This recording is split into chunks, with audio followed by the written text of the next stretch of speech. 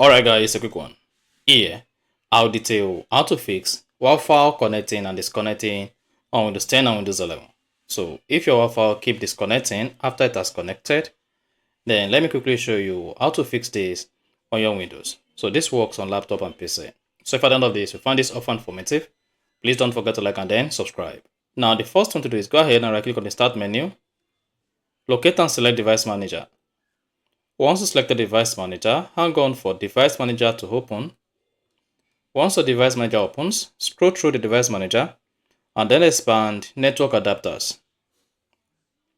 Locate and right click on your Wi-Fi adapter. So this is my Wi-Fi adapter. Right click on it. Then select properties. Once you selected properties, locate and click on advanced. Now under advanced, scroll through the property and then select transmit power.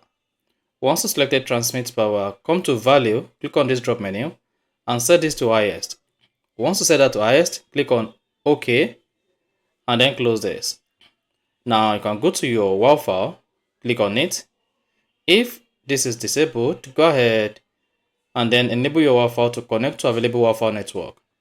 With this single tip, once your Wi-Fi is connected, your Wi-Fi is going to stop disconnecting and connecting once disconnected, and then you are good. So that's exactly how to fix or how to solve Wi-Fi connecting and disconnecting on Windows 10 and Windows 11. So if you found this offer informative, please don't forget to like and then subscribe.